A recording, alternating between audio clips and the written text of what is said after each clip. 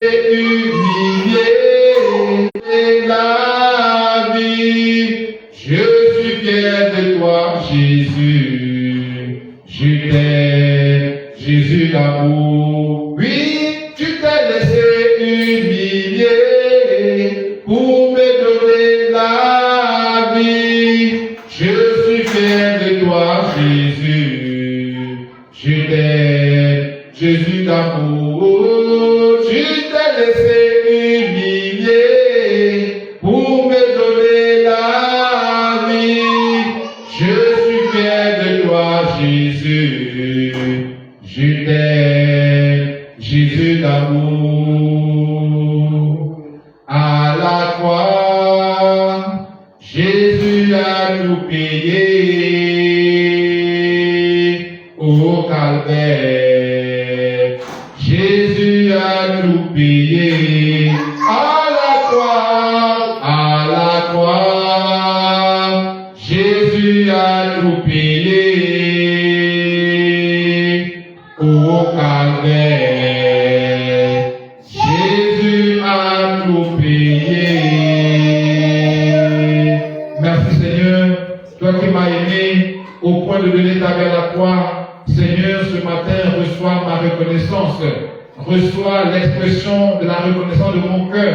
Oui, pour ce que tu as fait pour moi à la croix et pour tout ce que tu ne cesses de manifester, d'accomplir dans ma vie, Seigneur mon Dieu, mon roi. Seigneur, tu as tracé un chemin nouveau devant moi. Tu as tracé un chemin de gloire. Tu as tracé un chemin de gloire et de victoire, éternel mon Dieu, mon roi. Seigneur, et tu m'y fais marcher chaque jour, éternel mon Dieu, mon roi. Merci, Seigneur mon Dieu, mon roi. Garde-moi dans les mêmes pâturages. Comble-moi de ta grâce, de ta présence.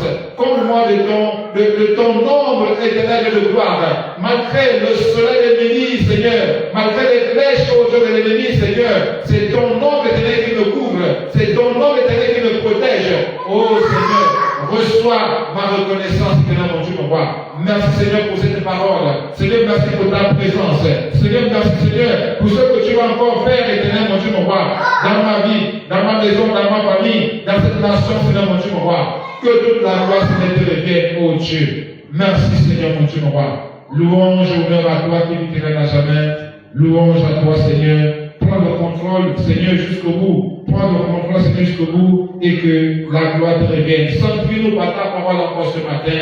Au nom de Jésus, nous prions. Amen. Amen, amen, amen.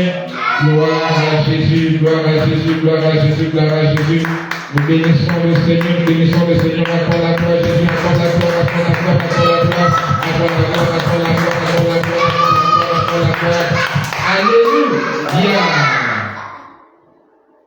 Alors maintenant, nous allons écouter le conseil que le Seigneur a pour nous ce matin dans le livre de 1 Jean chapitre 2. 1 Jean chapitre 2. 1 Jean chapitre 2. Ouvrez les portes là. 1 Jean chapitre 2. On va lire à partir du verset 18. Le verset 18 nous dit ceci. Petits enfants, c'est la dernière heure. Et comme vous avez appris qu'un antéchrist vient, il y a maintenant plusieurs antéchrists. Par là, nous connaissons que c'est la dernière heure. Ils sont sortis du milieu de nous, mais ils n'étaient pas les nôtres. Car s'ils eussent été les nôtres, ils seraient demeurés avec nous.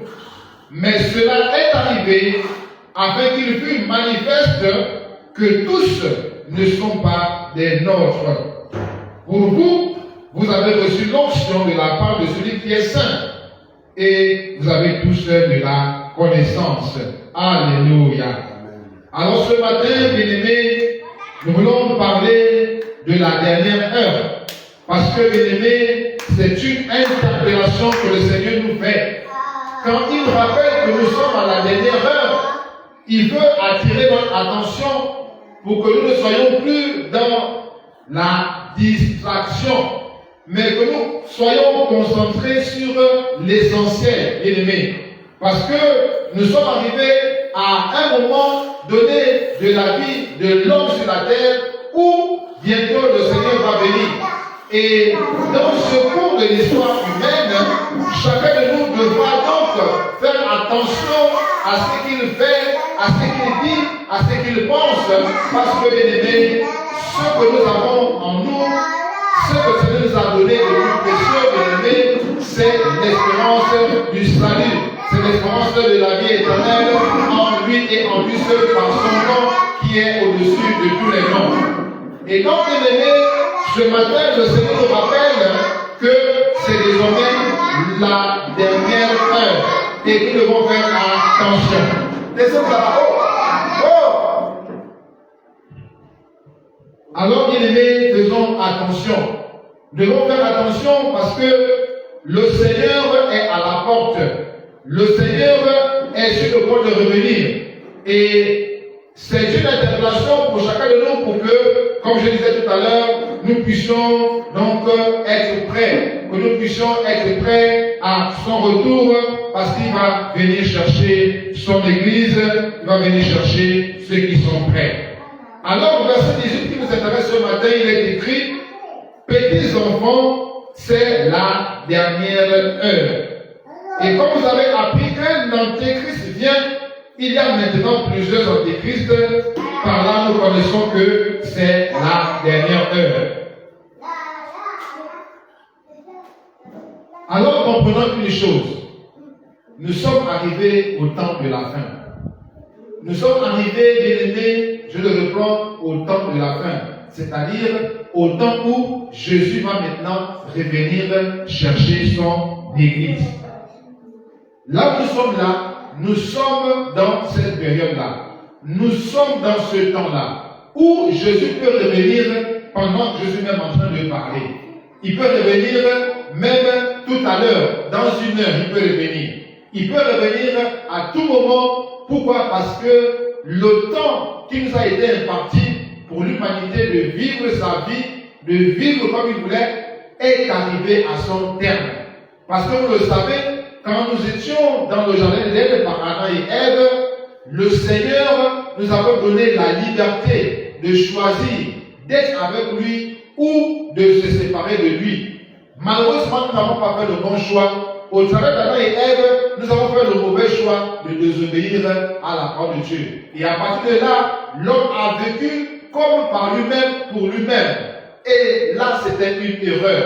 Parce qu'en réalité, nous avons été conçus pour servir le Seigneur. Nous avons été conçus pour connaître notre Créateur. Nous avons été conçus pour adorer le Seigneur. Bien aimé, rien de tout ce que Dieu a créé n'existe par soi-même. Non, tout ce que Dieu a créé, c'est pour sa gloire. On peut le lire dans le livre de 1 Colossiens, chapitre 1, verset, je vais lire Colossiens, chapitre 1, verset 16 à 17, quelque chose comme ça. Tout ce qui a été créé pour Dieu. Donc, si nous, qui sommes humains, nous pouvons réaliser cela, bien aimés, pensez bien que notre création ou encore les autres créations ou les autres créatures, bien aimés, ont été aussi créées pour Dieu. Même la pierre ou la fleur a été créée pour le Seigneur. Nous, la différence c'est que nous avons la conscience qui peut donc avoir, donc, bien aimés, une relation avec le Créateur. Mais c'est un privilège que nous ne devons pas gaspiller. C'est un privilège que nous ne devons pas fouler aux pieds. Nous devons donc profiter de la conscience que Dieu nous a donnée, la conscience de notre Créateur, pour justement le chercher. Dieu ne nous a pas donné une conscience pour être conscient de nous-mêmes seulement. Non. Dieu nous a donné la conscience pour que nous soyons conscients de nous-mêmes, c'est vrai, mais surtout conscients de l'existence de celui qui nous a donné cette conscience.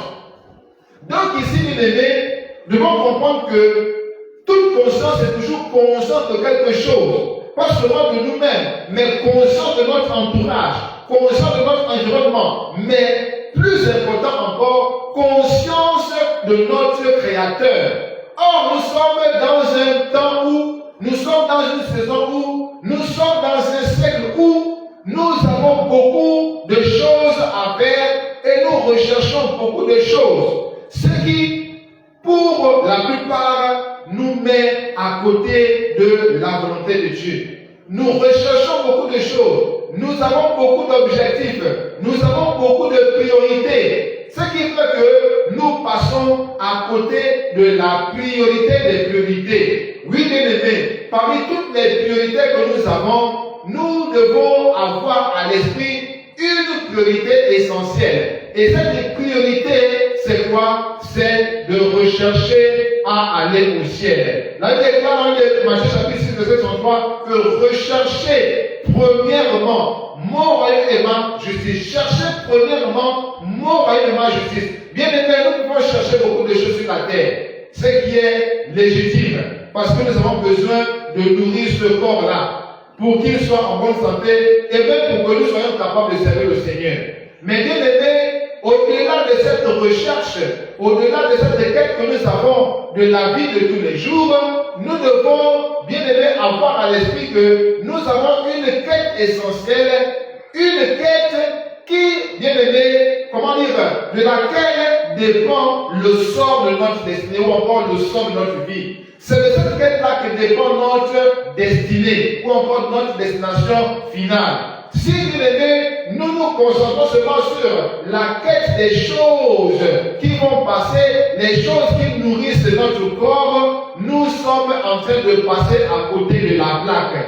Mais bien aimé, après avoir cherché les choses qui nourrissent notre corps, nous devons encore mettre beaucoup plus d'accent sur les choses qui nourrissent notre âme, parce que nous sommes faits de corps, d'âme et d'esprit. Et c'est notre âme qui ira rendre compte à Dieu. Donc, bien aimé, nous devons prendre conscience que nous devons rechercher premièrement le royaume de Dieu et la justice de Dieu. Nous devons rechercher premièrement à satisfaire le corps de Dieu. Oui, bien aimé, c'est cela notre priorité des priorités. Et le reste là sera donné par-dessus tout, parce que c'est là encore une promesse que l'Éternel a faite à ses enfants, parce qu'il est écrit petits enfants. Donc Dieu nous considère comme ses enfants, nous qui recherchons constamment à plaire. Nous qui cherchons constamment à plaire, bien-aimé, à son cœur. Nous qui cherchons constamment à lui faire plaisir. Nous qui avons cru en son Fils Jésus, il a fait de nous ses petits-enfants, selon le livre de Jean, chapitre 1, verset 12. Alors, bien-aimé, ce matin, il dit petits-enfants. Voyez, c'est un terme affectif. Si nous examinons ce vocabulaire, nous voyons bien l'affection que Dieu a vis-à-vis de nous. Nous voyons bien que le Seigneur nous aime. Nous voyons bien que le Seigneur est attaché à nous. Le Seigneur se préoccupe de notre sort. Le Seigneur ne nous a pas laissé en pâture au siècle présent, non. Mais au contraire, pendant que le siècle présent se démène pour nous détruire, pour nous détourner de la voie du Seigneur, la main et la grâce, la faveur divine sont toujours sur nous. Voilà pourquoi, bien aimé, par cette expression, petits enfants, devons réaliser l'amour de Dieu, la grâce de Dieu, la miséricorde de Dieu. Bien aimé, c'est là encore une preuve de la patience de Dieu à notre endroit. C'est là encore une preuve de l'intérêt que Dieu a pour nos vies. C'est là encore une preuve que le Seigneur ne nous veut pas du mal. Au contraire, il nous veut du bien. Bien aimé, alors nous devons réaliser cela et faire tout notre possible, faire tout ce qui est à notre pouvoir pour chercher à lui plaire au quotidien. Bien aimé, ses rêves ne sont pas parfaits. David lui-même n'était pas parfait, mais Dieu l'appelle l'homme selon son cœur. Non pas parce qu'il était parfait, non, mais il était sur le chemin de la perfection. C'est ça, bien aimé, qui fait de nous des hommes parfaits aux yeux du Seigneur, c'est que nous sommes sur le chemin de la perfection. Parce qu'il a dit, soyez parfaits comme votre Père Céleste est parfait. Donc c'est possible d'être parfait. Oui, nous sommes parfaits aux yeux de Dieu, si seulement si nous recherchons la perfection, oui. Et la perfection, c'est quoi? C'est obéir à la parole de Dieu. C'est marcher selon les principes du Seigneur. C'est vraiment s'efforcer chaque jour à plaire à Dieu. C'est vraiment développer en nous la crainte de l'Éternel. C'est chaque jour vivre dans la crainte de l'Éternel. C'est vrai que nous pouvons trébucher, c'est vrai que nous pouvons tomber, ça peut arriver, mais le plus important, est-ce qu'il y a la crainte de l'Éternel dans notre cœur? Est-ce que nous nous efforçons de lui plaire? Est-ce que nous nous efforçons de marcher selon ses voies? C'est cela, bien aimé, que l'Éternel va regarder. Voilà pourquoi il a appelé David l'homme selon son cœur. Nous savons tous ce que David a fait. Nous savons tous comment David vraiment est allé du dans la ligue la peau de ses nombreuses femmes. Nous le savons tous. Mais pourquoi est-ce que Dieu l'a appelé l'homme selon son cœur? C'est parce que David savait marcher avec la crainte de l'Éternel. David savait que lorsqu'il a trébuché, il doit se relever pour continuer sa marche avec l'Éternel. Oui, bien aimé. Le Seigneur nous le rappelle ce matin parce que nous sommes déjà à la dernière heure. Autrement dit, les temps sont finis. Jésus peut revenir à tout moment. Et donc, nous devons faire maintenant attention à tous ceux qui viennent vers nous, soi-disant comme des personnes pour nous sauver. Bien aimé, il est écrit que dans les temps de la fin, beaucoup viendront en mon nom. Or, il y a un homme qui va venir bientôt. Oui, il y a un homme qui va venir bientôt. Cet homme-là est appelé l'Antéchrist, c'est-à-dire celui qui vient avant le Christ. Cet homme est déjà sur la terre. Il ne s'est pas encore manifesté. Laissez-moi vous dire une chose ce matin. L'Antéchrist est déjà sur la terre. Je vous assure, l'Antéchrist est déjà sur la terre. Mais il ne s'est pas encore manifesté. Il n'a pas encore déployé son potentiel destructeur. Oui, parce que l'Antéchrist vient avec un potentiel inimaginable de destruction. Car on déclare que le volant ne vient que pour égorger, détruire et tuer. Oui, bien aimé, il vient égorger, il vient détruire. Le volant vient pour détruire. Le volant vient pour égorger. Le volant vient pour détruire. C'est ce que nous devons comprendre. Et ce volant-là, c'est l'Antéchrist. Parce que c'est lui le représentant du diable sur la terre.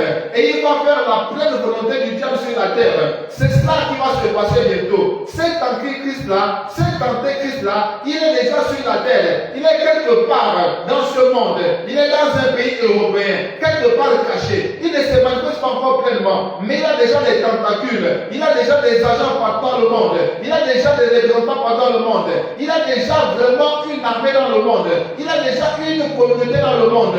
Bref, son esprit est déjà en œuvre depuis déjà bien longtemps. Mais il n'attend plus qu'une seule chose, que l'Église soit enlevée pour qu'il puisse se manifester pleinement. Parce que là, actuellement, il ne peut pas encore se manifester pleinement. Pourquoi? Parce qu'il y a quelque chose qui l'en empêche. Et celui qui l'en empêche, c'est le Saint-Esprit au travers de l'Église du Seigneur. Voilà pourquoi toi et moi devons prendre conscience de notre responsabilité en tant qu'Église. Nous devons prendre conscience de notre responsabilité en tant qu'enfant de Dieu. Oui, bien aimé, notre responsabilité, c'est de garder la communion avec le Seigneur. C'est de marcher dans la crainte de Dieu. C'est de marcher dans la crainte de Dieu. C'est de conserver l'unité de la foi avec le Seigneur. L'unité de l'Esprit avec le Seigneur. Notre responsabilité, c'est de manifester les œuvres du Saint-Esprit. Oui, c'est de manifester les œuvres du Saint-Esprit. C'est là notre responsabilité. Pour que d'autres encore qui ne sont pas encore sauvés soient sauvés, donc avant qu'il ne soit trop tard. Donc, il est écrit que l'Antéchrist vient, mais laissez-moi vous dire qu'il est déjà là. Mais il ne s'est pas encore manifesté en tant que tel. Parce que pour qu'il soit manifesté en tant que tel, l'Église doit d'abord être enlevée. Cet homme impie qui va secouer le monde, qui va faire souffrir le monde pendant plusieurs années, cet homme est déjà sur la terre. Peut-être que lui-même ne sait même pas qu'il est un Antéchrist. Peut-être qu'il le sait déjà, ça là je ne sais pas. Mais ce que je sais, c'est qu'il est déjà vivant. Il est déjà sur la terre. Il est déjà vivant, il est déjà sur la terre. Il a déjà commencé à agir. Il a déjà commencé à faire des annonces à gauche, à droite. Il a déjà commencé à tisser des liens à gauche, à droite. Tout cela parce qu'il est en train d'attendre son heure. Oui, bientôt son heure va arriver, bien aimé. Son heure arrive bientôt. Voilà pourquoi dans le livre que nous avons lu tout à l'heure, dans le livre de Malachie, il est écrit qu'un jour arrive. Ce jour vient où l'ardente colère va se manifester. Mais Dieu va manifester sa colère au travers de cet homme. Parce qu'on aura refusé la grâce et la miséricorde de Dieu. Parce qu'on aura été hautain vis-à-vis de la grâce, vis-à-vis de l'amour, vis-à-vis de la miséricorde de Dieu qui nous a manifesté à la croix de Golgotha. Aujourd'hui, Dieu nous tend la main pour que nous soyons sauvés. Mais si tu retrouves la main tendue de Dieu aujourd'hui, demain tu seras un hautain qui va subir la colère de Dieu au travers de cet homme impie appelé Antéchrist. Bien aimé, je ne te souhaite pas de connaître ce temps-là. Ce que je peux te souhaiter, c'est que tu connaisses le Seigneur, c'est que tu viennes au Seigneur, c'est que tu travailles pour le Seigneur, c'est que tu te donnes au Seigneur, c'est que tu sois avec le Seigneur, c'est que tu sois avec le Seigneur pour marcher avec lui humblement, pour exercer la miséricorde, pour pratiquer la justice, bien-aimée. Voilà ce que je peux te souhaiter aujourd'hui. De sorte que quand le Seigneur va revenir, que tu sois enlevé avec lui, que nous soyons enlevés, parce que notre objectif c'est le ciel. Donc mon frère, ma soeur, prends conscience aujourd'hui que le Seigneur est en train de t'appeler. Prends conscience aujourd'hui que le Seigneur est en train de t'interpeller. Pas seulement toi, mais moi aussi, mais nous tous, nous qui sommes ici présents, vous qui me suivez en direct maintenant, vous devez prendre conscience que le Seigneur est en train de nous interpeller. Pourquoi? Parce que c'est la dernière heure. Nous le savons tous.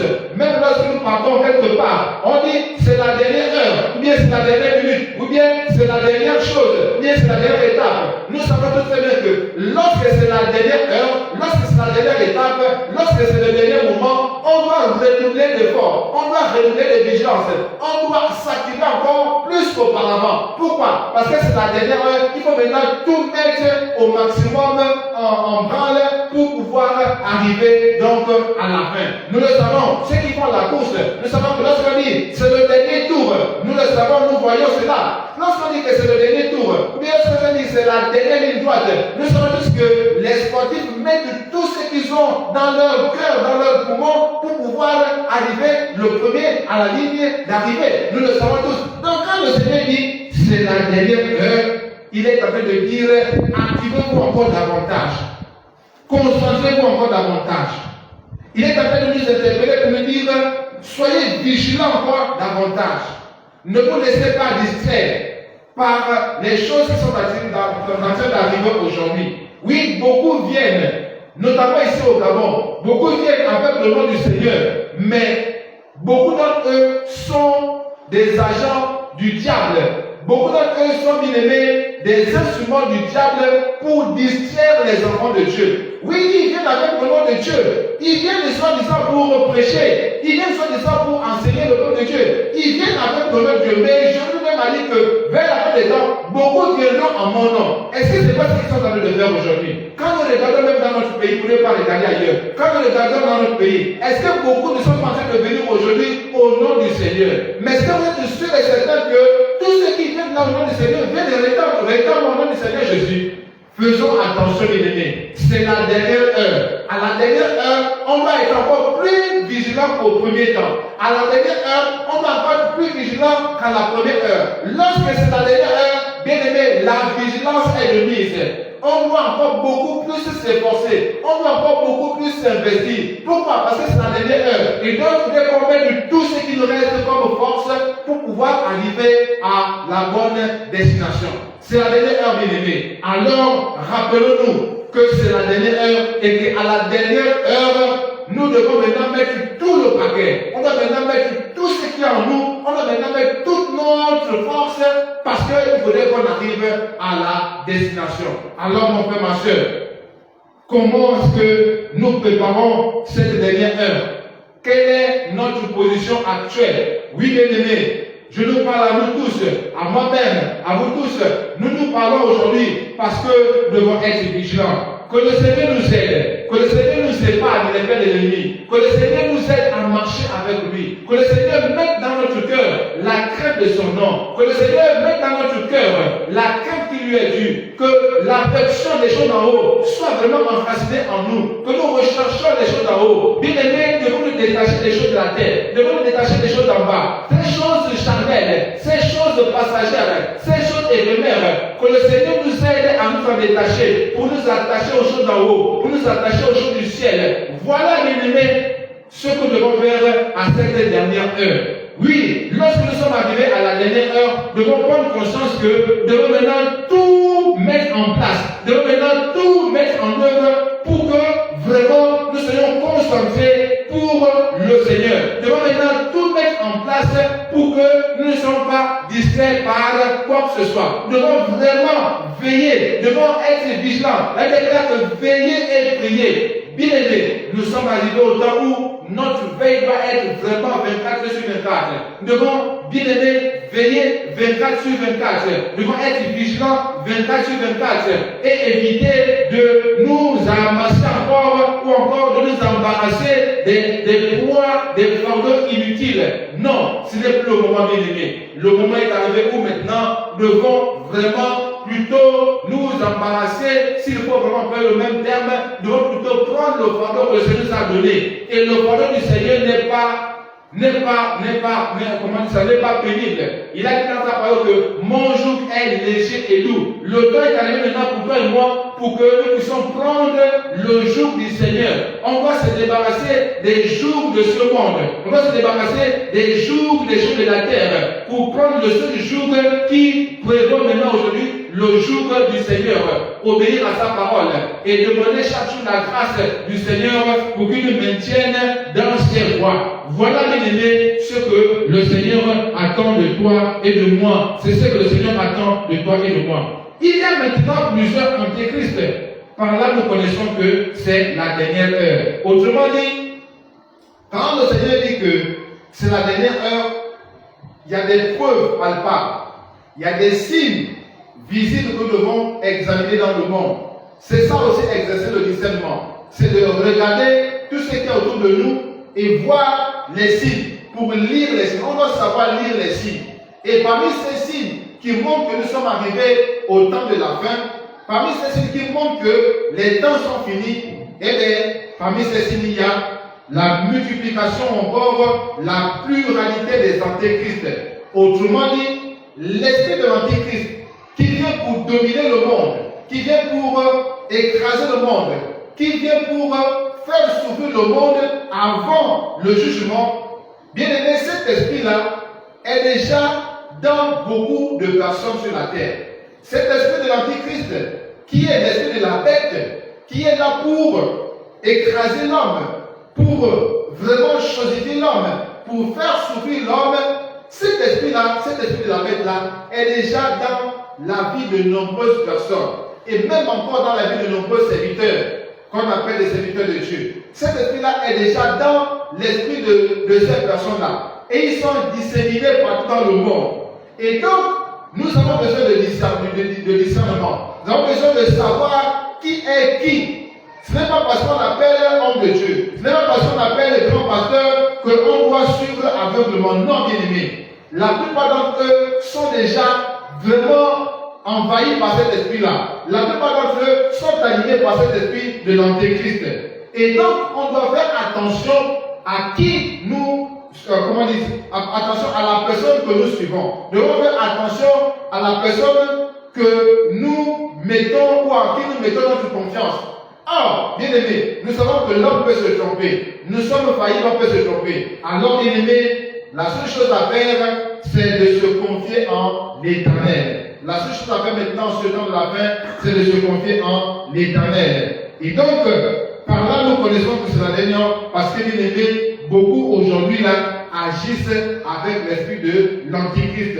Beaucoup agissent aujourd'hui là avec l'esprit de l'antichrist pour pouvoir égarer la plupart ou encore le maximum des humains sur la terre, même les chrétiens, même les enfants de Dieu. Oui, bien aimé, parce que le diable ne dort pas. Il a réfléchi, il continue encore à réfléchir sur les stratégies qu'il va mettre en place pour égarer le maximum d'humains sur la terre. Alors, bien aimé, vigilance, vigilance, vigilance, parce que le temps dans lequel nous sommes est un temps difficile. Oui, on dit toujours que le dehors est dangereux. Oui, effectivement, aujourd'hui, le siècle présent est dangereux. Le temps dans lequel nous sommes est dangereux. Alors il faut faire attention, parce qu'il y a déjà beaucoup d'antéchrists. Autrement dit, il y a déjà beaucoup d'agents du diable. Il y a déjà beaucoup des hommes et des femmes qui servent le diable. Certains ne le savent pas, d'autres le savent pleinement, et ils font tout pour amener beaucoup à la perdition. Alors, tu dois être vigilant. Tu dois être vigilant, mon frère, ma soeur. Tu dois être vigilant pour échapper. Or, pour échapper, il n'y a qu'une seule clé. Si tu veux échapper à cela, il n'y a qu'une seule clé. C'est vrai, il faut veiller et prier. Mais si tu ne veilles pas de la bonne manière, si tu ne pries pas de la bonne manière, tu seras quand même séduit. La seule chose à faire pour ne pas être séduit, c'est d'aimer la vérité. Oui, bien aimé, la seule chose qui peut te permettre d'échapper à l'esprit de séduction et d'égarement qui est en train de prendre de l'ampleur en ce siècle présent, ce temps de la fin, la seule chose que tu dois faire, c'est d'aimer la vérité. C'est de choisir la vérité. Parce que c'est la vérité qui rend libre. C'est la vérité qui affranchit. C'est la vérité qui délivre. Si j'étais prisonnier quelque part, ce qui va te délivrer, c'est la vérité. Or, la vérité a été faite chère en la personne de Jésus. Laisse-moi te dire aujourd'hui que pour échapper à cette esprit de séduction qui est en train de grandir de plus en plus dans ce monde, il n'y a que la vérité. Il faut que tu acceptes la vérité et que tu marches selon la vérité. C'est le seul moyen pour toi et moi d'échapper à cette esprit de séduction. Le seul moyen que Dieu nous donne aujourd'hui d'échapper à l'esprit de séduction, à l'esprit d'égarement, à l'esprit de mensonge, bien aimé, ce n'est que la vérité. Parce qu'il y a l'esprit de vérité qui est le Saint-Esprit et l'esprit de mensonge qui est l'esprit de la bête et l'esprit de l'antéchrist. Bien aimé, tu dois choisir. Qu'est-ce que tu peux choisir aujourd'hui? Tu dois choisir l'esprit de vérité, le Saint-Esprit, l'esprit de Jésus qu'il a envoyé par son esprit pour ramener toutes choses selon sa volonté et enseigner toutes choses selon sa volonté pour nous sauver. Alors, je retourne pour dire ce matin, pour que tu sois sauvé, pour que tu sois délivré de l'esprit d'égarement, tu as besoin de la vérité. Tu as besoin de la vérité. Tu as besoin de la vérité, mon frère. Ma soeur, tu as besoin de la vérité. Tu as besoin qu'on te dise la vérité. Tu as besoin qu'on t'enseigne la vérité. Bien aimé, ne cherche pas les endroits où on te caresse dans ta mauvaise vie. Ne cherche pas les endroits où on te parle de voyage, de percée. Bien aimé, ça sont des lieux d'égarement. Bien aimé, là on ne te prêche pas contre le péché. Là on ne te parle pas de l'enlèvement. Là on ne te parle pas du retour de Jésus. Là on ne te demande pas d'abandonner ton péché. Si on te prêche tous les jours, tu vas voyager, tu vas connaître les pensées, tu vas faire ce... Bien aimé, tu es dans l'égarement à ce moment-là. Parce que le temps où nous sommes, ce n'est plus le temps de prêcher les voyages. Le temps où nous sommes, ce n'est plus le temps de prêcher les percées. Le temps où nous sommes, ce n'est plus le temps de prêcher la prospérité. Non, le temps là est révolu. Le temps dans lequel nous sommes, bien aimé, c'est le temps maintenant où nous devons prêcher l'enlèvement. C'est le temps maintenant où nous devons prêcher l'abandon du péché. C'est le temps où nous devons maintenant prêcher la saine doctrine, la sanctification du corps, de l'âme et de l'esprit, le dépouillement intérieur et extérieur. C'est le temps maintenant où nous devons rechercher le retour de Jésus. Nous devons nous préparer au retour de Jésus. Ce n'est plus le temps de chercher les biens de ce monde. Ce n'est plus le temps de rechercher un voyage. Non, bien aimé, ça c'est l'évangile qui est déjà dépassé. Parce que, bien aimé, tout se fait selon le temps. Il a déjà qu'il y a un temps pour tout. Et le temps dans lequel nous sommes, c'est le temps de la fin. C'est bien écrit. Petits enfants, c'est la dernière heure. C'est la dernière heure. Et il y a un message pour la dernière heure. Bien aimé, le temps du début a un message. Le temps du milieu a un message. Comme le temps de la fin a aussi un message. Et quel est le temps de la fin? Le temps de la fin, c'est là où nous sommes maintenant. Le temps de la fin, c'est là où nous sommes actuellement. Et quel est le message du temps de la fin, bien aimé? Oui, beaucoup ne connaissent pas le message du temps de la fin. Beaucoup sont encore repartis au message du temps du passé. Bien aimé, ça là, c'est déjà dépassé. Au temps de la fin, il n'y a qu'un seul message maintenant, c'est le message de l'enlèvement. C'est le message de l'enlèvement. Au temps de la fin, il n'y a qu'un seul message, c'est le message de l'enlèvement. Je reprends pour te dire, nous sommes déjà au temps de la fin. Au temps de la fin, il y a un message. Et le message du temps de la fin, c'est quoi? Le message du temps de la fin, c'est lequel? C'est le message de l'enlèvement. C'est le message de l'enlèvement. Autrement dit, on doit se préparer au retour de Jésus. On doit se préparer au retour de Jésus. Et pour se préparer au retour de Jésus, bien aimé, nous devons marcher dans la sanctification du corps, de l'âme et de l'esprit. Alors, disons le livre de Apocalypse, chapitre 3, verset 20. Voici, je me tiens à la porte et je frappe. Si quelqu'un entend ma voix et ouvre la porte, j'entrerai chez lui. Je souperai avec lui et lui avec moi. Voilà la clé. Quand nous comprenons cette parole, nous comprenons qu'effectivement, nous sommes au temps de la fin et au temps de la fin, il y a un message. Bien-aimés, lorsque nous parlons de souper, le souper c'est un repas qui se fait le soir. Le souper c'est un temps, le souper c'est un moment de repas où c'est un moment où on mange, mais ce moment-là c'est le soir. Donc, bien-aimés, nous sommes déjà arrivés au soir de notre existence sur la terre. Nous sommes arrivés au soir de notre existence sur la terre. Voilà pourquoi nous avons lu tout à l'heure dans le livre 1 Jean chapitre 2 1 Jean chapitre 2 verset 18 que nous c'est la dernière heure. La dernière heure, ça veut dire que nous sommes déjà arrivés au terme, c'est-à-dire au soir de notre vie. Et au soir, il y a un souper, bien-aimé. Il y a un souper, bien-aimé. Le soir, il y a un souper. Et le souper là, c'est quoi? Le souper là, c'est bien aimé, les noces de l'agneau. Nous savons très bien que le repas de noces, le repas de mariage, c'est le soir, la nuit. Donc nous sommes déjà arrivés à la nuit du temps de l'homme sur la terre. Et donc le Seigneur veut maintenant souper avec nous. Autrement dit, le Seigneur veut maintenant nous prendre sur la terre pour nous amener avec lui au ciel, pour célébrer ce mariage-là, pour manger avec lui. Bien-aimé, tu dois comprendre une chose ce matin. Les temps sont finis et on doit faire attention. On doit être vigilant et demander que le Seigneur nous garde, nous protège. Oui, nous avons des erreurs, nous faisons des erreurs, mais que le Seigneur nous garde. Que le Seigneur nous garde seulement, que nous préserve, et surtout que notre cœur soit tout entier à lui et pour lui, avec lui. Voilà, bien-aimé, la clé ce matin. Donc, il a dit, je souperai avec lui. C'est le temps du soir. On soupe le soir, on ne peut pas souper le matin. On ne peut pas souper le matin, bien-aimé. On ne soupe que le soir. On ne peut pas souper à midi, non. On soupe le soir. Ça veut dire que nous sommes déjà au soir de notre existence sur la terre.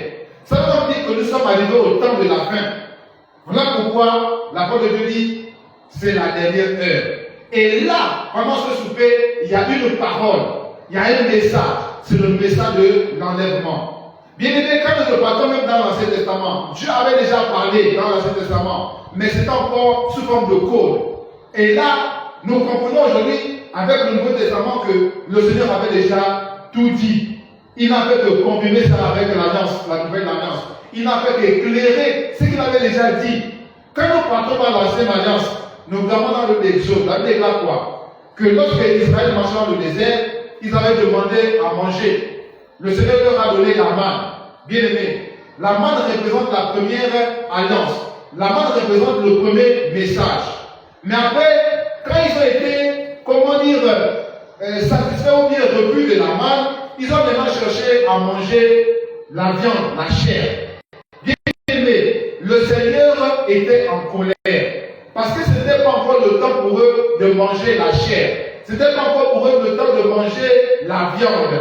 Mais comme ils insistaient, alors le Seigneur leur a donné la viande. C'était la viande des cailles, c'est-à-dire des oiseaux. C'était la viande d'oiseaux. Pourquoi le Seigneur leur a pas donné des antilopes ou quoi que ce soit? Pourquoi le Seigneur leur a donné plutôt les cailles, c'est-à-dire des oiseaux qui venaient du ciel? Et ces oiseaux-là ont une particularité. Ce sont des oiseaux migrateurs, c'est-à-dire des oiseaux qui se déplacent. Bien aimé, si Dieu leur a donné des cailles, il y avait un message. Le message qui se cache derrière les cailles, c'est quoi? C'est le message de la migration, c'est le message du déplacement. Autrement dit, c'est le message de l'enlèvement. Donc Dieu, malgré la colère qu'il avait, malgré le temps qu'il n'était pas encore arrivé pour que le peuple d'Israël mange des cailles, le mange la viande, il leur a quand même donné la viande, mais en leur donnant aussi un message.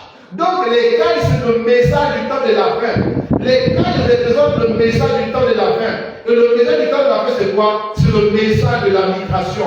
Hommes devons migrer de la terre pour le ciel. Hommes devons changer de destination. Nous devons changer de lieu. Nous devons partir de la terre pour le ciel. Parce qu'en réalité, la terre n'est pas notre destination finale. Nous ne sommes que passagers sur la terre. Nous sommes appelés à partir de la terre pour le ciel. Voilà pourquoi il y aura l'enlèvement. Parce que la terre n'est pas notre destination. Dieu ne nous a pas créés pour que nous soyons sur la terre, mais que nous soyons avec lui. Il a dit que là où je suis, vous serez aussi avec moi. Or, il est au ciel. Donc, nous sommes appelés à être avec lui au ciel. Quitte à ce que, bien aimé, après le jugement, nous serons dans la nouvelle Jérusalem qui va descendre du ciel. Alors, bien aimé, comprenez seulement une chose importante. Nous sommes au temps de la fin.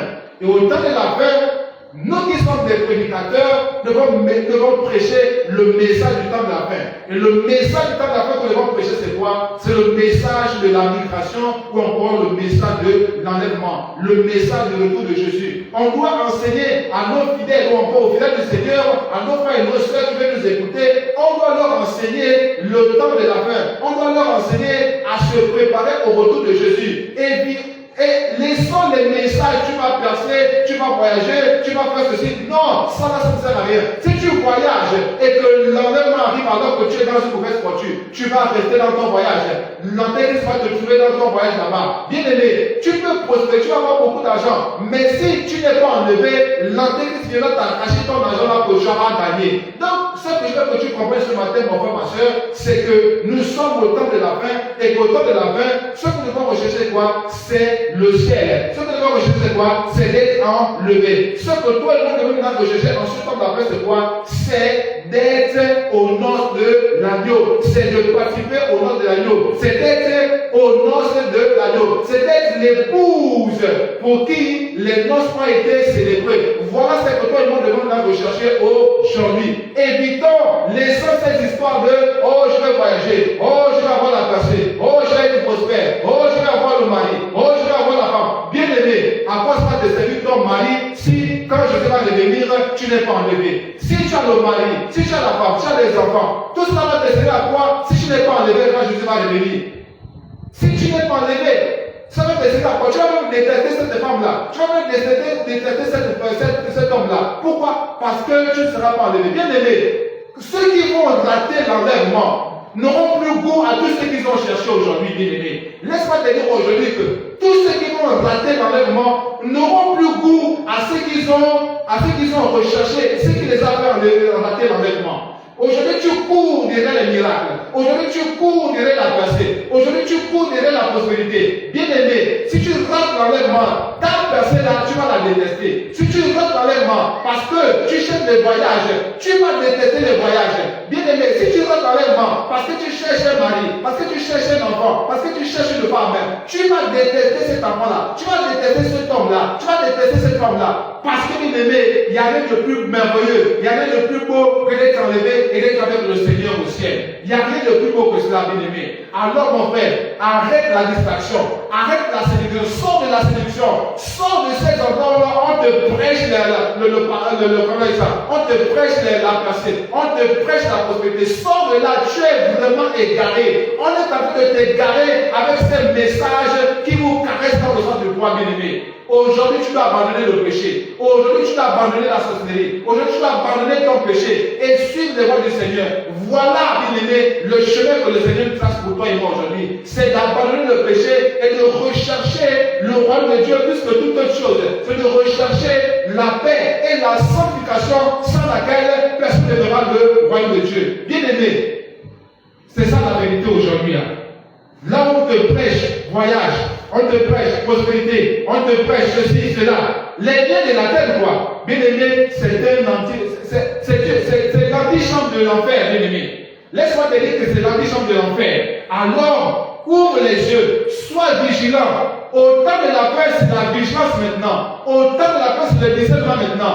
Bien aimé, Jésus n'est pas mort pour que tu aies une femme. Jésus n'est pas mort pour que tu sois riche. Jésus n'est pas mort pour que tu sois, comment dire, prospère. Non, ça ce n'est pas le premier objectif pour lequel Jésus est mort. Jésus est mort pour te délivrer du péché. Donc tu dois tout faire pour te débarrasser du péché dans ta vie. Maintenant, si tu veux prospérer, gloire à Dieu. Si tu peux avoir une femme, gloire à Dieu. Si tu peux voyager, gloire à Dieu. Mais n'en fais pas ta priorité, bien aimé. Ta priorité actuelle, c'est le ciel. Ta priorité actuelle, c'est de te débarrasser de tes péchés et de te conformer à la volonté du Seigneur. Voilà ta priorité aujourd'hui. Ta priorité, ce n'est pas le voyage. Ta priorité, ce n'est pas la bénédiction. Ta priorité, encore que la plus grande bénédiction, c'est quoi? C'est de connaître le Seigneur Jésus et de marcher sur ses voies. La plus grande bénédiction pour toi, c'est de rentrer dans ta destinée. Et ta destinée, c'est quoi? C'est le ciel. Voilà ta plus grande bénédiction. Ta destinée, c'est pas voyager. Ta destinée, ce n'est pas aller aux États-Unis. Ta destinée, ce n'est pas avoir un gros compte. Ça, c'est pas d'être ta destinée, bien aimé. Ça, c'est pas la bénédiction, bien aimé. Ça, c'est pas que les grâces qui se manifeste. Mais la bénédiction qui ne se fait sur aucun chacun, c'est d'entrer au ciel. C'est d'être au ciel, au paradis avec le Seigneur. Voilà la bénédiction qui ne se fera sur aucun chacun. Parce que tel bien là, on peut te les voler. Même si tu fais ça en banque, la banque peut tomber en faillite. Et voilà comment la décence va venir dans ton cœur. Mais si tu t'investis pour le ciel, si tu investis tout ton argent pour le ciel, si tu investis toute ton énergie pour le ciel, jamais tu ne seras dessus. Aucune malédiction ne pourra te poursuivre. Aucune déception ne pourra te poursuivre. Parce qu'au ciel, c'est la paix, c'est la joie, c'est vraiment le bonheur éternel. Alors, mon frère, ma soeur, c'est le temps maintenant pour nous, pour rechercher la félicité. Oui, le temps de la félicité est arrivé. Et cette félicité n'est pas mondaine, n'est pas charnelle, n'est pas terrestre. La félicité dont on parle ici dans la Bible, c'est la félicité céleste. C'est la vie avec Dieu au ciel. Voilà, bien-aimés, ce que toi et moi devons avoir à l'esprit aujourd'hui. Celui qui refuse ce message, en réalité, n'est pas du Seigneur. Celui qui combat ce message, en réalité, n'est pas avec le Seigneur. Il est écrit, ils sont sortis du milieu de nous. Oui, beaucoup sont sortis du milieu de nous. Beaucoup nous ont abandonnés. Beaucoup nous rejettent aujourd'hui. Beaucoup combattent ce message du dépouillement. Beaucoup combattent ce message de la sanctification du corps, de l'âme et de l'esprit. Beaucoup aujourd'hui combattent ce message du dépouillement. Ça veut dire qu'ils ne sont pas avec le Seigneur.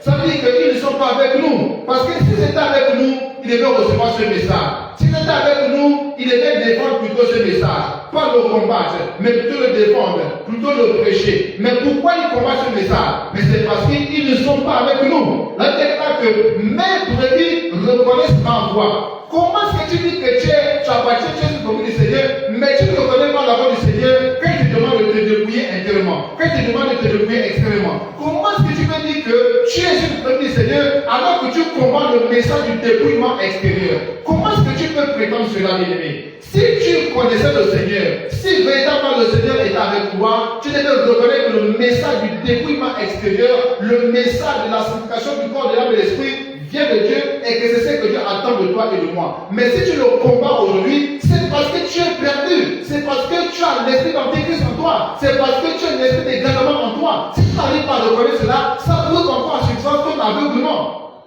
C'est ça. Alors, bien aimé, il faut prier. Parce que le message du dépouillement extérieur est biblique. Le message de la sanctification du corps, de l'âme et de l'esprit est biblique.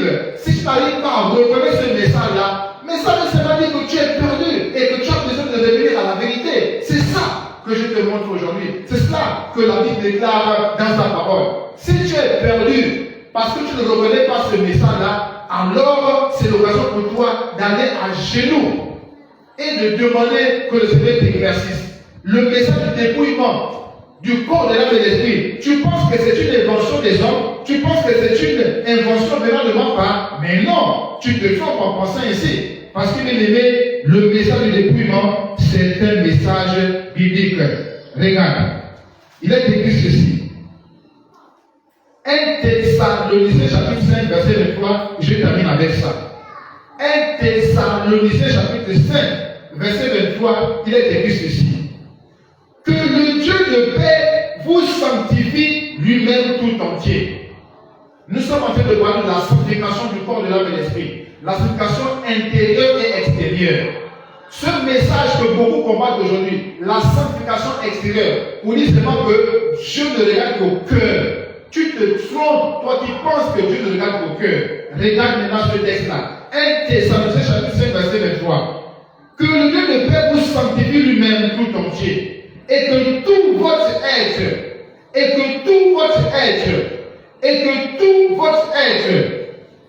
l'esprit, l'âme et le corps. Tu es fait de l'esprit, tu es fait de l'âme et tu es fait du corps. Là où tu es là où je suis là, j'ai un corps que tout le monde voit. Mais j'ai aussi une âme et un esprit qu'on ne voit pas. Ça c'est l'homme intérieur. L'esprit et l'âme, c'est l'homme intérieur. On ne voit pas, c'est invisible. Mais l'homme extérieur, c'est ce corps-là que vous voyez. C'est ce corps-là qui est en train de bouger. C'est ce corps-là. Mais en réalité, ce corps-là, ce n'est pas moi. Mon véritable moi, c'est l'âme qui est à l'intérieur, qui influence ce corps que vous voyez bouger là. C'est comme ça que tu dois comprendre cela, bien aimé. Et il est écrit que le Dieu ne peut vous sanctifier lui-même tout entier. Mais comme tu es fait du corps, de l'âme et de l'esprit, donc ça veut dire que tu dois te sanctifier, ou Dieu doit te sanctifier dans tout ton état, c'est-à-dire ton corps doit être sanctifié, ton âme doit être sanctifiée, ton esprit doit être sanctifié. C'est tout ton être doit être sanctifié. Donc ton corps aussi doit être sanctifié. Ton cœur qui est à l'intérieur doit être sanctifié. Maintenant, pourquoi tu dis seulement que Dieu ne regarde qu'à ton cœur alors que ton corps aussi doit être sanctifié? Il n'y a pas que ton cœur qui doit être sanctifié, non. Il y a aussi ton corps qui doit être sanctifié. Il y a ton corps qui doit être mis en part pour Dieu. Sanctifier, c'est quoi? Sanctifier, c'est sacraliser, c'est mettre en part pour Dieu, c'est se préserver pour Dieu, c'est se consacrer à Dieu et se déterminer pour Dieu. C'est être pour Dieu. Donc, tu dois prendre ton corps et le consacrer à Dieu. Tu dois prendre ton corps et le livrer à Dieu comme un sacrifice vivant, saint et agréable. L'apôtre Paul nous le dit dans le livre de Romains. Alors, tu dois comprendre que ce n'est pas seulement ton cœur que Dieu regarde, non. Il regarde aussi à ton corps. Il regarde à ce que tu fais sur ton corps. Il regarde à ce que tu mets sur ton corps. Il regarde à tout ce que tu enfin, il regarde le traitement que tu accordes à ton corps. Donc, quand tu mets des choses, des vanités sur ton corps, ça veut dire que tu es en train de souiller ton corps. Ça veut dire que tu es en train donc de gaspiller ton corps. On a déclaré que notre corps est le temple du Saint-Esprit. Penses-tu que le Saint-Esprit peut se marier avec l'esprit de mensonge? Penses-tu que le Saint-Esprit peut se marier avec l'esprit d'égarement? Non. Le Saint-Esprit est saint. Voilà pourquoi on l'appelle Saint-Esprit. Le Saint-Esprit ne peut pas marcher avec le mensonge. Oh, c'est quoi le mensonge? Le mensonge, c'est tout ce qui est faux. Donc, quand tu mets ce qui est faux sur toi, ça veut dire que tu allies le mensonge à la vérité qui est le Saint-Esprit. Or, le Saint-Esprit ne peut pas se marier avec le mensonge. Donc, quand tu mets ce qui est faux sur ton corps, ça veut dire que tu es en train de souiller ton corps. Tu es en train de chasser le Saint-Esprit de ton corps. Et là, alors, ton corps n'est plus le temple du Saint-Esprit, mais ton corps devient maintenant le temple du mensonge, le temple de l'esprit d'égarement. Voilà pourquoi aujourd'hui tu doutes. Voilà pourquoi aujourd'hui tu combats le message de la sanctification du corps. Voilà pourquoi aujourd'hui tu combats le message du dépouillement du corps. Pourquoi? Parce que ton corps est devenu le temple du mensonge. Mais quand ton corps est devenu le temple du mensonge, tu penses que quel esprit t'anime à ce moment-là? Ce n'est plus l'esprit de Dieu.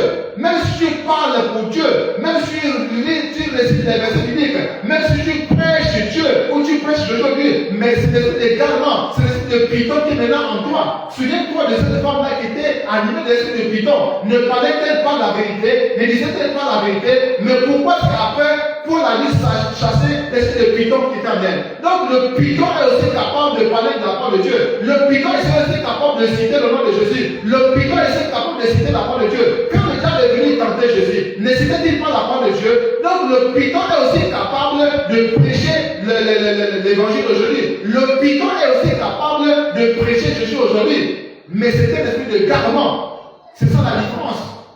C'était l'esprit de garement. Parce que toi, tu es dans les garements. En prêchant Jésus, tu égares aussi d'autres qui pensent que toi tu es dans la vérité, alors tu es dans le mensonge, tu es dans la séduction. Et tu égares et toi-même et ceux qui t'écoutent. Et ce n'est pas normal. Et tu rendras compte de toutes ces choses-là. Donc laisse-moi te rappeler une chose ce matin. Que le Dieu de paix vous sanctifie lui-même tout entier et que tout votre être, l'esprit, l'âme et le corps soient conservés irrépréhensibles lors de l'avènement de notre Seigneur Jésus. Donc quand le Seigneur Jésus va venir prendre son église, il va prendre une église sans tache ni règle semblable. Il va prendre des hommes et des femmes qui se dépouillent, qui sont dépouillés à l'intérieur et à l'extérieur. Voilà la vérité, mon frère, ma soeur. Donc si tu continues à penser que Dieu ne regarde qu'au corps, Dieu ne regarde qu'au corps, tu es dans la séduction, tu es perdu. Et quand Jésus va revenir, tu vas rester, tu vas rater l'enlèvement. Je te dis la vérité, tu prends ou tu ne prends pas, ça c'est à ton niveau. Mais moi, mon devoir, c'est de te prêcher la vérité. Mon devoir, c'est de te rappeler une chose. Dieu regarde à ton cœur, Dieu regarde aussi à ton corps. Tout ce que tu fais sur ton corps, toutes les manigances que tu mets sur ton corps, les fossiles, le maquillage, toutes ces choses-là, les faux cheveux, les maquillages que tu mets, les fonds de teint, les vernis, les bougeoirs, toutes ces choses-là, ce sont des abominations, ce sont des dieux étrangers, ce sont des idoles, et les idoles n'entreront pas au ciel. Alors à partir d'aujourd'hui, dépouille-toi à l'intérieur l'intérieur, dépouille-toi à l'extérieur. La même manière que tu t'efforces d'enlever la jalousie de ton cœur, la même manière que tu t'efforces d'enlever le vol, d'arrêter de mentir, efforce-toi aussi de te dépouiller à l'extérieur. Efforce-toi de rejeter, de jeter tes faux cheveux, tes ongles, tes cils, tes faux cils, tes faux cheveux, tes histoires de faux là, tes fonds de tes, toutes ces choses-là, tes maquillages, tout ça. Jette toutes ces choses-là. Dépouille-toi de ces choses-là, mon frère, ma soeur. Dépouille-toi de toutes ces choses. Ainsi, tu connaîtras donc le chemin du salut. Mais si tu ne te dépouilles pas et tu te contentes seulement de dire Dieu regarde au cœur, Dieu regarde au cœur, bien aimé, tu es dans la tromperie du diable. Mais laisse-moi un peu te poser une question. Quand tu mets le faux cheveu sur toi, quand tu mets les faux ongles sur toi là, attends, ça vient de quoi? Ça vient d'où? Ça vient pas de ton cœur? Est-ce que c'est pas ton cœur qui a décidé de mettre les faux cheveux? Est-ce que c'est pas ton cœur qui a décidé de mettre les rouges à lèvres? Est-ce que c'est pas ton cœur qui a décidé de mettre le fond de teint? Est-ce que c'est pas ton cœur qui a décidé de mettre le maquillage? Est-ce que c'est pas ton cœur qui a décidé de mettre les hauts talons, qui sont normalement les chaussures des démons? Est-ce que c'est pas ton cœur qui a décidé de cela? Et tu oses dire, Dieu ne regarde qu'au cœur. Oui, ton cœur qui est déjà pourri avec les faux choses, ton cœur qui est déjà pourri avec la séduction, ton cœur qui est déjà pourri avec les choses les choses de la mondanité. C'est ce cœur-là que Dieu va regarder pour te juger. Et cette là tu vas être jeté en enfer parce que tu ne veux pas suivre la vérité. Bien-aimé, comprends une chose ce matin. Dieu veut t'épargner du jour terrible, du jour de son ardente colère. Dieu veut t'épargner de ça. Dieu veut t'épargner de ça, mon frère, ma soeur. Parce qu'il y a un jour qui arrive, un jour de l'ardente colère de l'Éternel. Car voici le jour vient, ardent comme une fournaise. Tous les hautains et tous les méchants seront comme du chaume. Ah, mon frère, c'est ce jour-là que Dieu veut t'épargner. Et il n'y a qu'une seule solution, c'est de rentrer dans la marque de Jésus pour marcher dans la sanctification du corps, de l'âme et de l'esprit. Selon 1 Thessaloniciens chapitre 5, verset 23. C'est de marcher dans le dépouillement intérieur et extérieur. Voilà ce qui va te permettre d'échapper à ce jour ardent, comme une fournaise. Bien-aimé, arrête la distraction avec les faux cheveux, les faux cils, les rouges à lèvres, toutes ces choses-là. Ce sont des choses, les produits de la sirène, la sirène des eaux, la reine des eaux, l'esprit des eaux. Ce sont des choses, leurs instruments pour t'égarer. Délivre-toi de là, sors de là, bien-aimé. Si tu ne crois pas aujourd'hui, va prier. Débarrasse-toi de ça, il va prier. Couvre ta tête, toi femme, va prier. Couvre ta tête, toi femme, va prier. Prie de tout ton cœur. Prie sincèrement. Et si tu as encore la grâce du Seigneur, tu seras sauvé. Le Seigneur va te révéler ces choses. Oui, bien-aimé. Ce jour arrive. Le jour vient ardent comme une fournaise. Ce jour arrive et c'est ce jour-là que Dieu veut t'épargner. Et pour que tu sois épargné, aime la vérité. Reçois la vérité. Reçois aujourd'hui la vérité. Ne remets pas demain ce que tu peux prendre aujourd'hui. Prends la vérité aujourd'hui. Marche dans la vérité aujourd'hui. Et alors, bien-aimé, tu seras sauvé. Car c'est la vérité qui a franchi. Que le Seigneur nous aide. Qu'il nous aide véritablement à marcher avec la vérité. À marcher dans la vérité. Et à défendre la vérité à tout prix. Défendons la vérité à tout prix. Autrement dit, nous devons être les soldats qui combattent en faveur de la vérité. Parce qu'en réalité, nous n'avons pas d'autre arme que la vérité maintenant. On n'a pas une autre arme que la vérité. Notre arme aujourd'hui, c'est la vérité. Notre arme aujourd'hui, c'est la vérité. Nous n'avons plus d'autre arme. Alors combattons avec la vérité, pour la vérité et dans la vérité. C'est alors que le Seigneur nous fera voir sa gloire éternelle. Au nom de Jésus. Amen, amen, amen, amen. Gloire à Jésus.